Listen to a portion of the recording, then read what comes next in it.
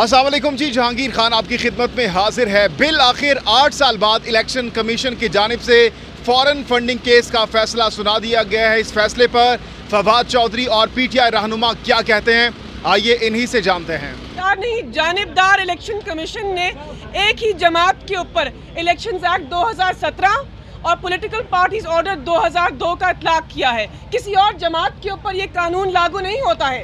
बज़ाहिर ये लग रहा है कि आईनी इदारा जो है वो एक ही जमात के ऊपर इस कानून को लागू कर रहा है। उसका नाम है पाकिस्तान तहरीक-ए-इंसाफ। फारूक हबीब ने आपको बताया कि 2018 में स्क्रूटनी कमेटीज़ बनाई गई थी, तश्कील दी गई थी, तो आज तक वो रिपोर्ट्स खुलकर मंजर आम पर क्यों नहीं आई? ऐसा क्यों होता है कि अक्सरियत की जमात, पाकिस्तान की सबसे बड़ी जमहूरी जमात को एक आईनी इदारे के ज़रिए दीवार के ऊपर लगाया जा रहा है? बाकी पीडीएम के रहनुमा पीपल्स पार्टी बताएं कि उनके अकाउंट्स का क्या हाल है।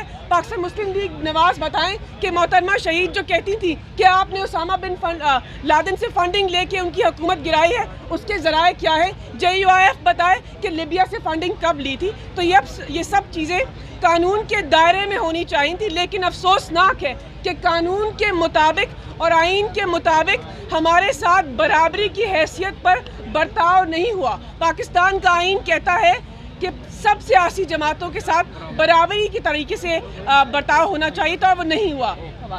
अच्छा जी, बिस्मिल्लाहिर्रहमानिर्रहीम। सबसे पहले तो मैं फारूक हबीब को, बैरिस्टर मलिका, अनवर मंसूर साहब, फैसल चौधरी साहब जो यहाँ नहीं हैं, पहले तो मैं उनको शुक्रिया अदा करना चाहता हूँ। जिस तरीके से ये लोग शुरू दिन से, अज़हर साहब हमारे खड़े हैं फाइनेंस सेक्रेटरी, जिस तरीके से इन लोगों ने शुरू दिन से, सराज साहब मेरा ख्याल नहीं है, जिस तरीके से इन लोगों ने शुरू दिन से ये केस लड़ा। और बड़ी पीटीआई पाकिस्तान की वाहिद जमात है जो प्रॉपर पब्लिक फंडिंग करती है। पीटीआई के अलावा कोई और सियासी जमात फंडिंग नहीं करती, बाकियों ने सेठ रखे हुए हैं। हम ये जो केस था ये 2008 और 2013 के दरमियान की फंडिंग का था। तकरीबन हमने 3.5-4 अरब रुपया उसमें फ़ंडिंग की, जिसमें ज़्यादा हिस्सा जो था वो ओवरसीज़ पाकिस्तानीज़ का है। मुझे समझ नहीं आती कि PMLN, पीपल्स पार्टी, JUI, इन्होंने ओवरसीज़ पाकिस्तानीज़ को अपना दुश्मन क्यों डिक्लेयर कर रखा है। हम ओवरसीज़ पाकिस्तानीज़ को पाकिस्तान की मईशत की रीढ़ की हड्डी समझते हैं, और हम बता दें हम अब भी ओवरसीज़ पाकिस्तानीज़ पर ही रिलाय करेंगे अपनी फ़ंडिंग के लिए। अभी नामंजूर.com तहरीक के लिए हमने फंडिंग की है। 5-6 दिनों में हमें 47 करोड़ रुपया इकट्ठा हुआ है, और उसमें से आधा जो है वो फॉरेन ओवरसीज़ पाकिस्तानी जो हैं उन्होंने दिया है।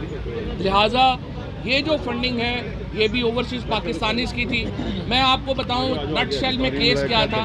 केस ये था कि 2 हिस्से थे केस के। पहला हिस्सा था कि क्या ये केस फॉरेन फंडिंग का है। पहले दिन से सब ने, जो पीटीआई का मौक़िफ़ था कि फॉरेन फंडिंग नहीं है। आज इस इलेक्शन कमीशन ने, जिससे हमें कोई तवक्को ही नहीं थी, सच्ची बात है, ये भी सारा कुछ करके ये भी इसी नतीजे पे पहुंचे हैं कि फॉरेन फंडिंग नहीं थी। नंबर 2, अब इन्होंने कहा है कि 16 अकाउंट्स ऐसे हैं जो पीटीआई की सीनियर लीडरशिप ने खोले, लेकिन वो डिक्लेयर नहीं किए गए। हमारा मौक़िफ़ पहले दिन से ये है कि वो पीटीआई या इमरान खान ने वो केसेस जो हैं, वो जो अकाउंट्स हैं वो नहीं खोले थे।